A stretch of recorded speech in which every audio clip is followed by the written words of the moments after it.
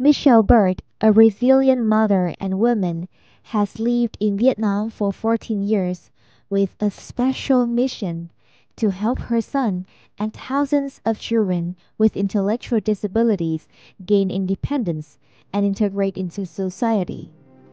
Alongside her family, he has developed meaningful educational programs that empower these children to discover their potential and confidently step into life. Her journey is not only an inspiring story, but also a testament to the power of love and patience.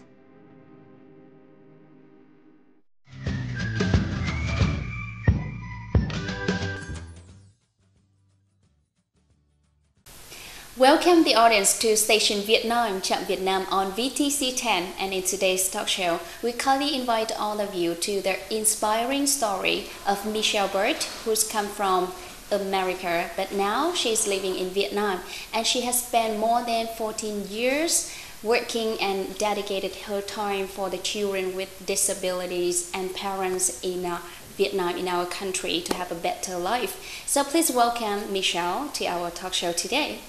Great. Well, yeah, I'm really happy to be here. Thank you for inviting me.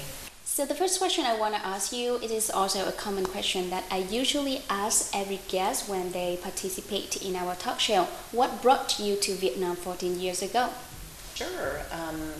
Before that, our family, we have 4 children. We were living in Central Asia, and we were looking for another place to live in Asia. We were looking for a place that would be safe for our family, where there were education options.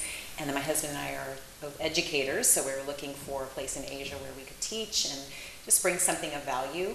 And someone suggested that we visit Vietnam, so we came with 2 of our older children who were in high school at the time, and yeah, we just right away enjoyed Vietnam, fell in love, and moved here and started teaching in school here. How do you feel about our country, Vietnam, after you listen to some introduction from your friends? Is it the same or is it different? Because I think one thing I didn't expect is how just how many different types of different areas in Vietnam. There's the beach, and then there's the mountains, and just so many interesting places to visit, many different types of food. We found out everywhere you go, you visit a different city, you have a special kind of food that is made at that place. I think there's different types of people, and so yeah, it was just really interesting. Mm-hmm. And I think I was so surprised about how much people spoke English here, and then so it made it, we studied Vietnamese, but I think it made it a little bit made it easy for me to be lazy because so many friends could speak English. Where's the decision to move to Vietnam? Because you have your son, even, was born with a disability. Yeah, so in our family we have four children, and one of our sons, as you mentioned, his name is Evan. He is 28 years old, and he has Down syndrome. And so he is what we would consider, having an intellectual disability, or also we nowadays like to use the term neurodivergent people. So that basically just means anyone whose sensory pathways or brain operates in a different way. So we didn't come here because of Evan. He's just part of our family. We've always treated him just as part of our family. And then when we came here, of course, we were always looking for opportunities for him, just like all of our children, and then looking to meet other families that were similar to our family. I want to listen more about the real story when you brought up Evan, because now you can see that a lot of parents with our disabled children, they have to struggle with this journey. So, when my son Evan was born, we didn't expect that we were going to have a baby that had a disability. I didn't find out till 24 hours after he was born. So when the doctor announced the news that I had a child with Down syndrome, that was a very big shock to me. My first thought was, wow, what will it be like for him when he grows up? Will he have friends? Will people accept him?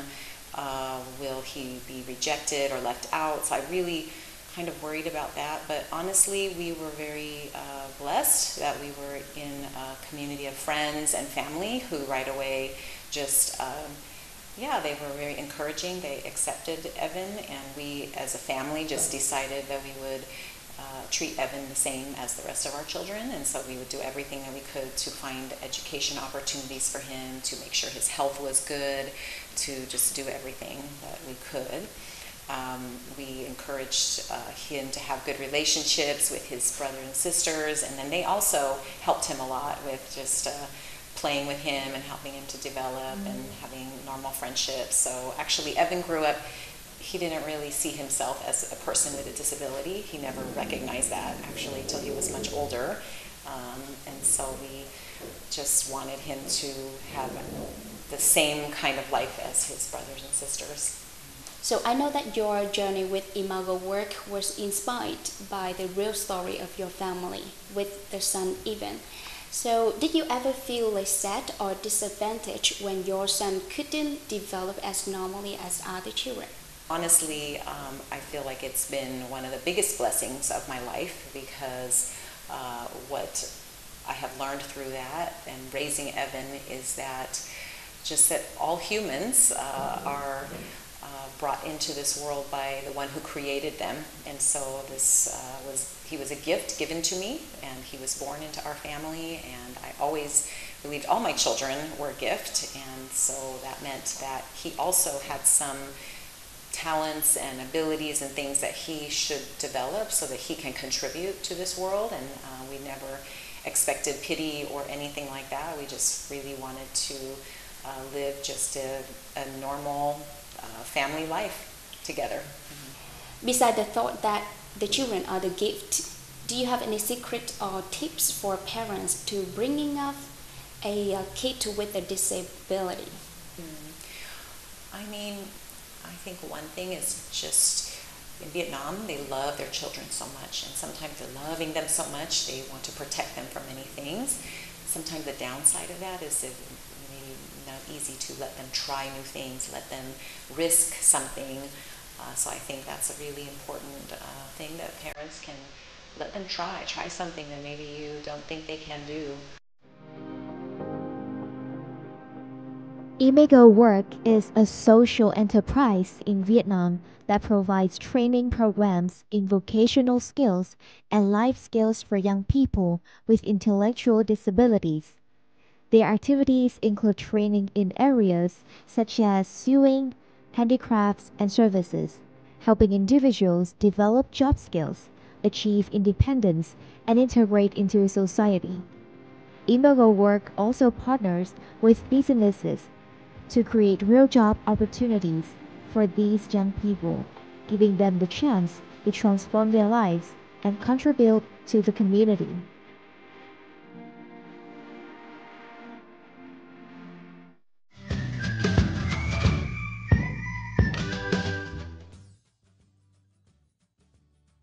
Okay, so now we will learn more about your projects in Imago Work, your social enterprise. The first question is, when did you start your work in Imago Work? Why the journey with your son even was so difficult? Yeah, there were a few different things that converged around the same time.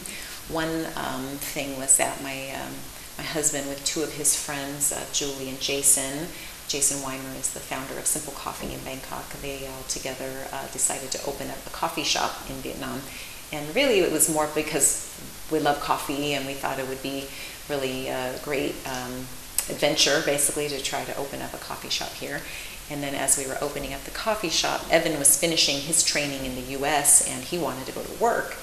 And so we thought, oh, this could be a good plan for Evan. Let's see if Evan wants to come back to Vietnam and do work in the coffee shop, in Simple Coffee. So we invited him, and he said, yeah, he was interested. And then around that same time, I was working for an international school with doing learning support. And I was at a conference that was for special education, and I met a person named Max, who is the founder of STEPS in Bangkok, and STEPS is a very similar model. When I saw what was being done there with training young people like my son and making a network of different partner businesses, it made us also think, oh, maybe we can try something like that in Hanoi, because we were starting to meet families like our family, and we wanted to have something not just for our own son, but also that would touch the lives of many other families. So when I saw that model in Bangkok, we decided let's try and see if we can employ more neurodivergent young adults like Evan. And we wanted to teach them soft skills like life skills and social skills, but then also train them in some basic vocational skills. Of course, we wanted to do coffee training because we're a coffee shop, but then we could also train in basic cleaning and kitchen skills, things that could be used at other hotels or coffee shops. And then we realized we need more than just simple coffee. We need to have a network of companies. So that led us to approach different businesses in Hanoi and ask if they would be willing to experiment with us on what it would look like for their company to open up some jobs for neurodivergent people. So we know that Imago work is combined with simple coffee. They are a very interesting business model. So how do you feel about the difficulties when you hire disabled people working with others? And are there any conflicts between them when working? So our first neurodivergent worker, his name is Huang, and he was introduced to us by Blue Dragon organization. And when he came, it was also a new idea for us, and he also had a hearing impairment, so we had to use picture cards to talk with him, and a lot of visuals, a lot of gesturing, and of course there were many instances of maybe misunderstanding or not understanding something, but over time working with Huang, working with his family, and then training our staff every day, it got to become normal to work together. Now Huang's been with us for already 5 years, and he's a great worker. But yeah, there will be challenges. That's why part of what Imago Work does, we don't only train our students, we also train the staff in any business we go into, because we know it will take time, it will take extra steps, it doesn't happen maybe as quickly as a typical staff that you bring on into your company. So in the future, what are your plans and visions for Imago Work? Well, I hope we can reach many more families. You know, like I said, we've worked with 31 families in 4.5 years. We really hope to adapt the model to be able to go to other smaller provinces in Hanoi. We're thinking through what would that look like, how do we fund it, how do we find other businesses or work opportunities and social opportunities if we go into a smaller area. And then, of course, there's other larger cities in Vietnam that are also similar to Hanoi that we can consider. And then I think it's just reaching families and helping them to have hope and to try something different, you know. And then also we receive students at 16, but I think a lot about what about the younger children just getting into school? What's their experience? So how can we create more inclusive environment even in the elementary school age, first grade, second grade? How can we go in and help classes and help teachers to have more understanding, more accepting of neurodivergent children? And I want to see a lot of businesses. I said we work with a network of businesses, but you know, our vision is a movement of inclusive workplaces. So how do we mobilize more businesses and workplaces to consider offering more positions to neurodivergent people? So thank you so much, Ms. Shell, for your time today and a very inspiring story with us in our talk show. So last but not least, can you look at the camera and also say something with our audience today? Thank you so much, and I really appreciate the time to share, and goodbye, everybody. So that is the end of our talk show, Station Vietnam, chặng Việt Nam on VTC10 today. Thank you so much all of you for watching. Goodbye and hope to see you in the next episode.